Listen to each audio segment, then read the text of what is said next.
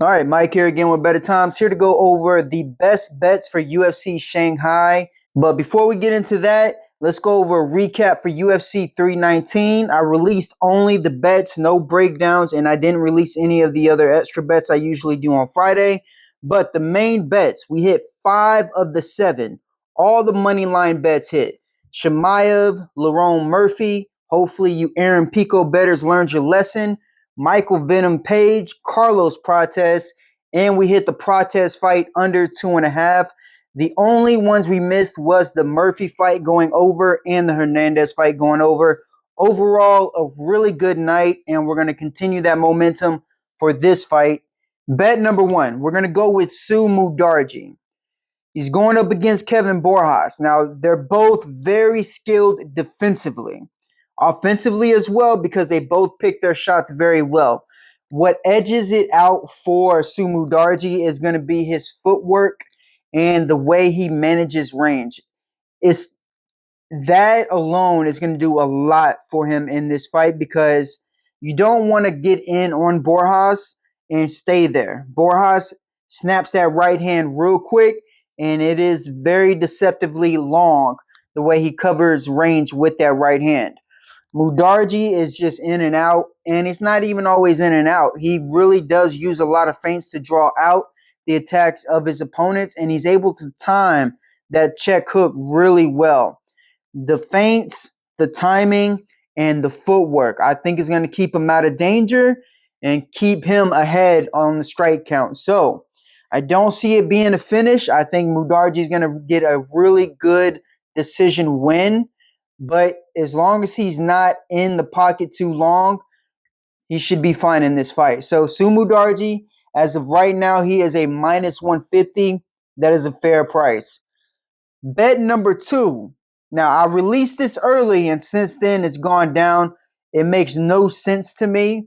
But Loner Kavanaugh, he's going up against Charles Johnson, and I think everybody likes to see that Charles Johnson continues that streak of when he beats an up-and-coming prospect just because he's being underestimated.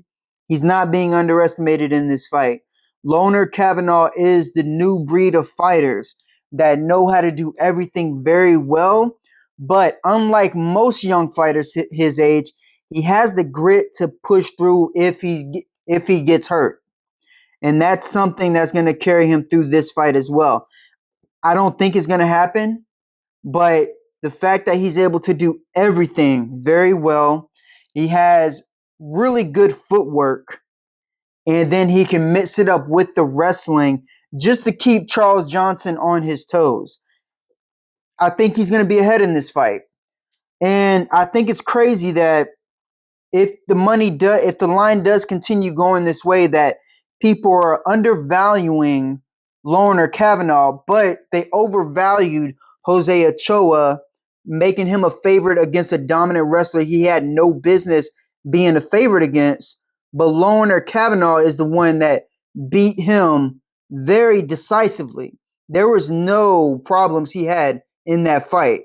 But again, Loner Kavanaugh, minus 210. This is what I call a gold ticket price, because he should be anywhere between the 250 to 300 range. Johnson, as good as he is, he's mostly just speed and forward pressure. I think people see all that volume and that speed, and they forget defensively he's open. And Kavanaugh is the type of guy that capitalizes on defensive openings. So bet number 2 is going to be Loner Kavanaugh, minus 210. Get on that now. If it drops any more, double down. It's not a bad bet. Bet number 3 is going to be Yair Nurgojai. Now, he's a plus 250, and this is just crazy. You got a guy who just made a mistake in his last fight. He made a mistake against a guy that the odds makers do not value at all. So now they're severely underestimating how good Nurgojai is. Uran Saltibaldiev, he made his short notice debut against Martin Dubai. He had a good showing, mainly because he had a good moment against a good heavyweight that's now cut from the UFC. But make no mistake, he is just all offense. He's all offense. He has no account for defense at all. He doesn't even think about it. And Nurgolzai is one of those strikers that likes to pick his shots. And when he picks his shots, he lets loose with combos. Repetitive combos, but it's combos that works because he knows when to throw them. Then add on top of that the wrestling advantage. I think people don't realize this guy is a wrestler. And again, no defense for Salty Baldiev. So he's going to leave himself open in the striking, and he's not going to be able to defend the takedowns or really have a defensive way of getting back up when it comes to Nurgolzai's top control or just wrestling control in general. Plus 250 is just way out of line. So he is our underdog to watch, our number 3 bet, Deir Nurgolzai, plus 250. I don't even know what else to say. That is just mind-blowing. Now, those are our best bets. I do have a parlay that I like. If you want, you can tail it, as you can see. Don't forget to check out allinforbettertimes.com. We got the full fight card breakdown. We got the best bets. And, of course, as always, the rest of the bets along with the lottery parlay will be available Friday. And until next time, good luck with your bets. Better times, stay sharp.